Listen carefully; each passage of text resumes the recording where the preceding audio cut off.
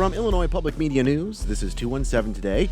I'm Steve Mork, in for Kimberly Schofield. It's Friday, May 10th. Coming up, we'll learn about the bird flu's transmission, its risks, and the impact it may have on our food. That story in just a few minutes. But first, these headlines. Illinois families are once again pushing for the state legislature to pass a permanent child tax credit this spring. Mawa Iqbal has more. Lawmakers are proposing a yearly $300 credit per child under 18. Married couples who make less than $75,000 and all other filers who make less than $50,000 would be eligible. It's a policy that dozens of advocacy groups like the Illinois Economic Policy Institute have been advocating for years. Liliana Olayo from suburban Aurora says this is her 5th time in Springfield. You have to choose between paying bills, paying your rent, or feeding your family. So I don't think any family should be put in that position. Governor J.B. Pritzker outlined in his budget proposal a less expansive tax credit for families with children under the age of 3. I'm Mawa Iqbal. Illinois Governor J.B. Pritzker's office is warning State Department directors that they'll have to cut budgets if lawmakers don't agree to revenue increases. Alex Degman reports. Deputy Governor Andy Manar sent a memo to agency heads that said there's pushback to some of the governor's ideas to raise revenue. And if lawmakers don't approve those, like increasing the tax on sportsbook profits, Manar says the directors should plan on having $800 million less to work with. He suggests that because access to the American Rescue Plan money is ending, some existing programs are unsustainable. The Governor's Office of Management and Budget said this month that the state's revenue forecast for this fiscal year is up, but not enough to reach the $1.1 billion Governor Pritzker wants. I'm Alex Degman. A Western Illinois woman was convicted of reckless homicide in the deaths of 2 construction workers and will serve 90 days in the Henderson County Jail.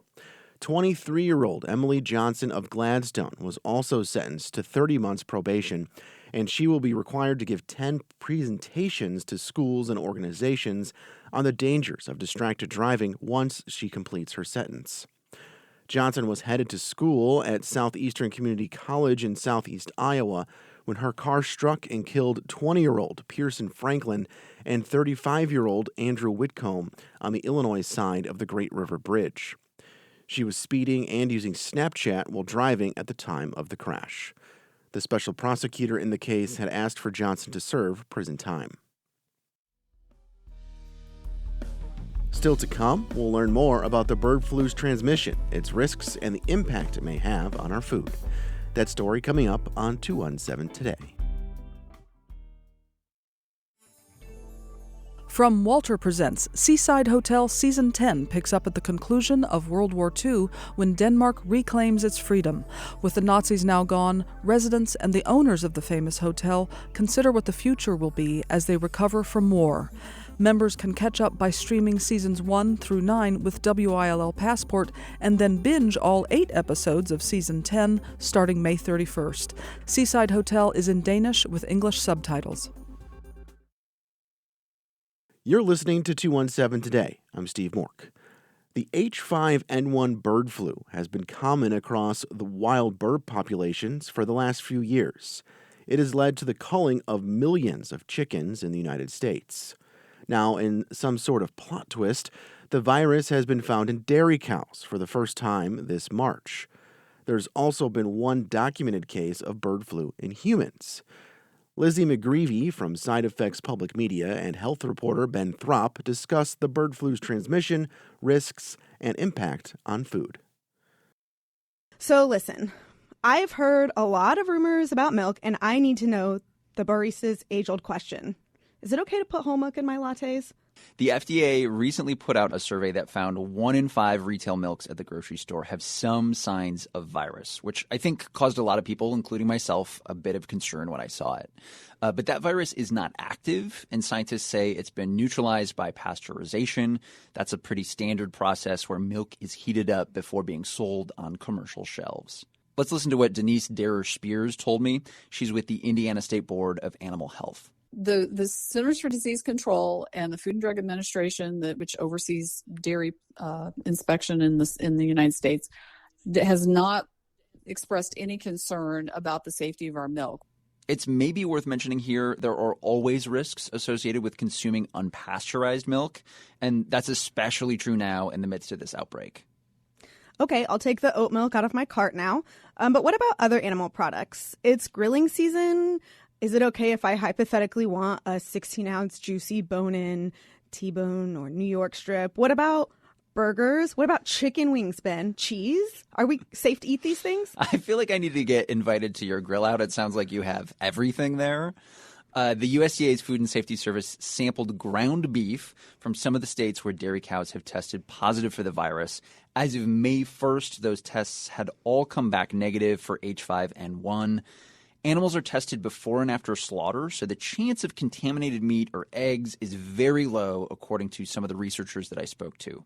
Birds also show very clear signs of an infection, and many die, making it kind of unlikely that a contaminated chicken would make it into our food supply undetected. Part of why we think so much of the milk has been contaminated is because there may be cows that aren't showing symptoms but are still shedding the virus into the milk. So basically like asymptomatic carriers. The USDA, of course, recommends proper handling of cooking and meats. That's always important to mention. So I guess like as long as you feel comfortable cooking at the grill and like cooking food thoroughly is going to be all right. Okay, so I can grill out, I can have my whole milk, but I have a little secret. Okay. I'm a world-class catastrophizer. I mean, could medal in the Olympics. So on a scale of peak pandemic era, you know, we're talking March, April 2020, to liking your crush's Instagram post from 2017, how worried do we need to be about the effects of H5N1 on humans? Oh, we have the same brain, and it's not good for us. Not a good time. Is that why we're in this business? Sometimes I think it is. The thing to know is that one dairy worker in Texas did become infected with H5N1. It showed up as a case of pink eye with no accompanying respiratory symptoms. The CDC has since advised dairy workers to wear protective gear when coming into contact with sick animals. NPR recently reported that some experts are worried that we may not be testing enough people who work with farm animals to really know the extent of the spread here. But, there's a big but. Overall, at this time, the danger to humans, according to experts, is low. I spoke with Richard Webby. He's a virologist at St. Jude's Children's Research Hospital in Tennessee, and asked him to rank his concerns at this moment. He said H5N1 is still primarily a bird virus. So again, still right now, the risk is for humans is considered to be low. But the more opportunities we get for this virus to sort of try out different hosts, evolve within that host, the more contact there is between an infected animal and humans, that does raise that risk. So although it's low, I think the risk has gone up a little bit just because there's now more contact between people and an infected animal. Great. So I feel like listening to a virologist is important. So I will not panic too much about it right now. Thank you for talking to us about this, Ben. It has been very insightful. Let's go get a burger and cover it in milk. Yeah, let's milk this for all it's worth. Okay. Was all that right. cheesy? No, they're going to take this off the air. Excellent.